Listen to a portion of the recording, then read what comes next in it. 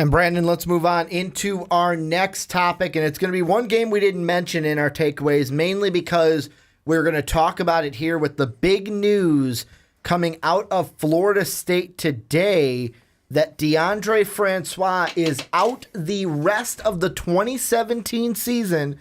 The Florida State quarterback suffering a season-ending patella tendon injury in his knee after being tackled.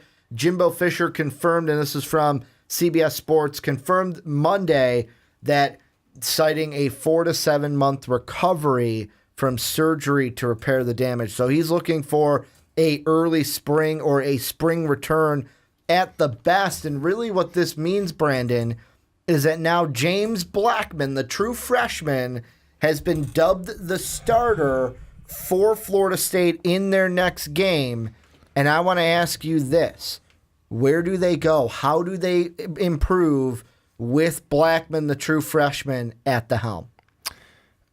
Well, I just want to first say I just completely feel for Deondre Francois after having such a good first season as a freshman. Mm-hmm. I mean, he had so much to build off of, so much potential. He still does.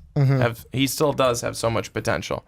But it's just so sad, especially with where that game was. It wasn't even a close game. Wasn't even a close game, and I think less than 6 minutes on the clock, and that's when he gets injured. It's never good to see somebody get injured, no matter who it is, whether it's a backup defensive end or the starting quarterback.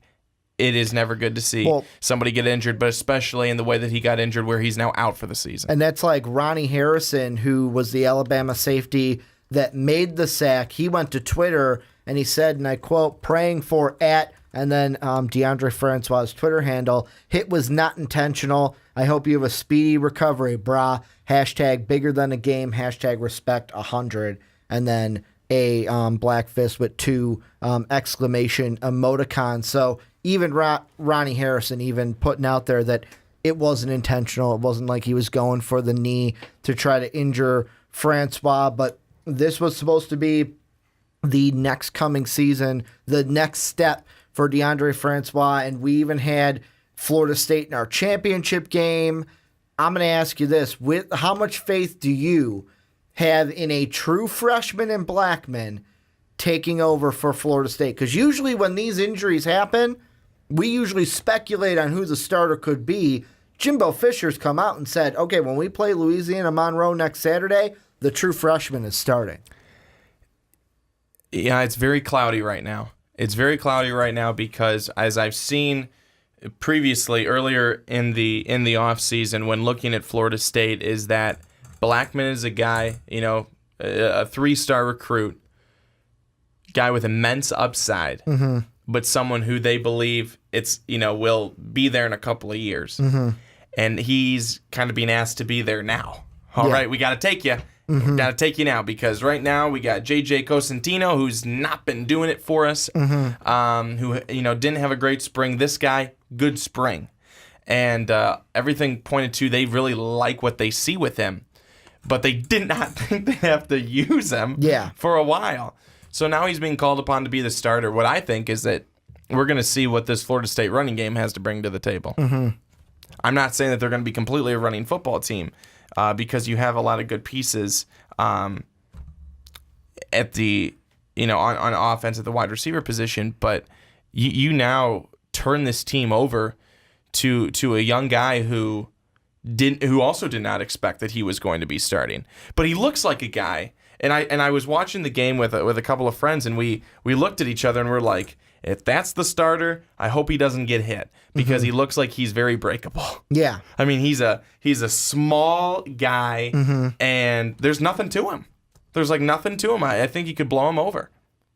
Well, and the thing that going off what you said with the run game, the big one would be Cam Akers, who, when we did our Florida State preview, there were a couple Florida State fans because our biggest question was, where do you go with Dalvin Cook now being with my Minnesota Vikings? Where do you go in that department? And he was the big one that Florida State fans were high on. And I know I'm taking the 10 carries for 30 yards as Alabama was beating you, but also you're playing one of the best front sevens in college football. Could be even in they could even be a better front seven than the Cleveland Browns most years, or than the San Francisco 49ers most years. Like, the worst team in the NFL, Alabama's front seven could be better than them on any given weekend.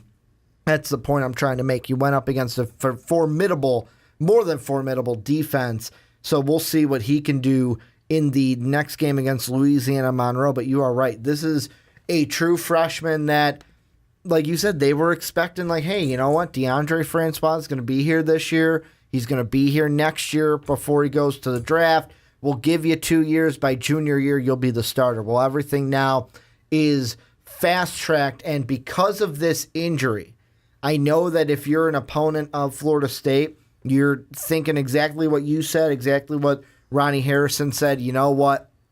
You feel for Francois and this injury, but if I am Louisville, if I am Clemson, and I am Miami, I'm sitting there right now thinking that the ACC just got a little bit more easier for me, because now, you know how I said, like, during the preseason, the ACC Atlantic is now going to, like, was going to come down to the Florida State-Louisville game? Now it makes me think that, hey, if Louisville can get themselves together, play better than they played this weekend, they could take advantage of a freshman quarterback. And I know we haven't seen him play. We're going to have to see him play in this next week coming up. But if they can force him into mistakes, win that game easier than they would against Francois. Clemson, I've been down on Clemson this year, but now this gives them a little bit of a momentum swing too, where their quarterback, upperclassman quarterback, not quite as inexperienced as a true freshman. And then this could give, I know Miami's got to get past Virginia Tech, who looked very well, and they had a quarterback in Josh Jackson, who looked very well against very West good. Virginia. I hate to correct you, but it's very good. Whatever. You can't say very well. I'm trying to be right. I usually say good, and then people tell me to say well. Very good against West Virginia. Though, like, now Miami, if they can get out of the Coastal, they could be a team to where it's like, great, now we don't have to deal with Florida State when we get to the ACC title game. So this injury, yes, it affects Florida State on their level, but if I'm the opponents also in the ACC, I'm looking at it to where, yes, I'm not going to overlook Florida State, but it makes that game a little more manageable than it would have been with Deondre Francois. At least that's what we're thinking. Mm-hmm. But, Blackman could come out here and really surprise us, and they could really click well with him. But and that's like I said, we got to watch them play. But they, and we, it's tough in this week one because of who they went up against with Alabama. Crimson Tide and Alabama positioned themselves as the rankers really got them right at number one, because they were. I mean, them offensively, they played very poorly. Them defensively and special teams, they were outstanding. Well, special teams kind of stunk. Their kicker, I think, needs to be cut.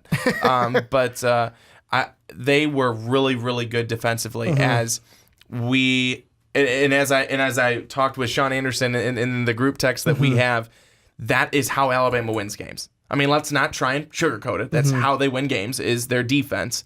And the offense is just the cherry and the whipped cream and the hot fudge on top. The defense is what does it. I was surprised with Bo Scarborough in that game. Only 40 yards. Only 40 yards against a guy that we were so high in the preseason. Damian Harris was very, very good. He's their other guy. He's also a very good running back. But back to Florida State is that you cannot then say, well, they're going to stink all season, because that's how they play. But they played against Alabama, and that's just usually going to happen to most teams. But Florida State's number 3 ranking is definitely going to fall off, and they're going to need guys to really help step up. Cam Akers can't have 10 carries for 30 yards. He's going to have to probably have 20-plus carries a game now. I mean, just to be able to keep that pressure off of Blackman, so they're not all packing the box coming for him. There needs to just be a lot of things done better by Florida State. They really had a bad special teams night. They truly did not play that well defensively. I mean, they didn't, because they weren't able to capitalize on any of the mistakes that Alabama was making. They were able to make some stops, but they weren't, and then offensively able to capitalize on it either. So it was just kind of an all-around bad night for Florida State that was capped off by finding out that they lose their quarterback for the rest of the season in Deondre Francois. But you really have to just put as much confidence as you can into this young guy. And if I'm Jimbo Fisher, I'm just saying, you know what? We've got confidence in you. You've got this. Don't be afraid to make a mistake. He's got to be telling him that, because this young guy is thinking, I cannot have a bad pass. I cannot, because now you're at the point of you still want to. You're Florida State. There's a lot of very high expectations for you coming into this season, and the expectation is you're going to go to a playoff. And now if you lose again, then you're done. It's really not looking good for you. And that's the thing. And he cannot have that looming over his head because it's not on him. And here's what I want to bring up with that is, yes, they get Louisiana Monroe, which should be I'm going to say, easy game for Blackman to kind of get used to the game speed of what it's like to be the starter, get the preparation of this week of what it's like to be the starting quarterback. But really, what you have here is, I'm going to say it again, a true freshman who you've got basically one game against Louisiana Monroe to get him up to speed, because September 16th, the next week, you have, yes, it's at home, but you're playing Miami. And Miami, I know they only played Bethune-Cookman, but Mike Rozier, 217 yards, 3 touchdowns, no INTs in that game, looked very good in that one. And then the next week, yes, you get him at home again, but you get a NC State Wolfpack team who, yes, they lost to South Carolina. The one thing I want to also say to defend my boy here was the big plays in that game that I saw the graphic that ESPN put of how many big plays both defenses put up, and I just thought to myself in my head, weren't South Carolina, weren't those fans ragging on you because you ragged on their defense? Didn't you rag on their defense? Yeah, how many big plays did you give up to the Wolfpack? Got to defend my boy over here. Ryan Finley, though, 115 yards, 2 touchdowns in that game. Those are 2 of the guys that you're playing right after in week 3, week 4 in September. Those are 2 big tests. And I know that I'm yet again saying it because somebody's going to say that we're putting the cart before the donkey here, but we got to see him play. He could come out this next week, 5 touchdowns, no INTs. Okay, I'm a little less worried than I was right now. But right now, I look at it, Miami or NC State could, I don't want to say easily, but could knock off Florida State. And if you lose one or both of those games, season's over when it comes to the playoff. You're just going to want to see from Florida State that offense and then that defense really make things comfortable for Blackman. So the defense is really going to have to, I think, continue to step up and be a force on the field. But then offensively, you're going to need guys to really step up and make some plays, help your quarterback out and make some plays for him. You know, as we were talking about earlier, quarterback need help make some plays happen for your wide receivers. Yeah. But in this situation, you need your wide receivers to be able to get open, be creative in their routes to try and make sure that they get that ball and get into a spot where your quarterback can feed it right in there for you. And I'm not saying that Blackman's going to be bad. I'm saying that he's a talented guy who needs some more time to develop, who will be good, but you're being thrown into the fire. And like you said, you have 1 week to really get a feel for the starting position, because it is different being, coming up being a backup and, you're up by 40. It is different being in a game where you are the starting quarterback and you've got pressure on you, the preparation, everything. It's just so different than when you're just coming into a game in the third quarter because you're up by so much. But we're not knocking him. We're saying he's a true freshman that we have no idea how he'll be, who's got talent. And that all and it can encompass to be pretty darn good or some rust. And the reason why the true freshman thing worries me so much is whether it's a rookie in the NFL, a true freshman in college football, when you're inexperienced, you sometimes make mistakes. You make mistakes that a veteran would not make. That's the thing I worry, that teams like Miami, a team like NC State is going to force you, a team like Clemson on the road this year. Now that in this game, I know I'm not high on their quarterback situation, but that defense that Dabo Swinney usually has on the road, I might lean that towards Clemson right now. I want to do this kind of to end this because we had one prediction for Florida State coming into the season. That was with Deondre Francois. It is time now, Brandon, to kind of modify our prediction for Florida State. Looking forward with Blackman, the way I see this season going for them is if Blackman can do everything well, the best I see them going is 2 losses in the conference to Clemson and then either Miami or Louisville.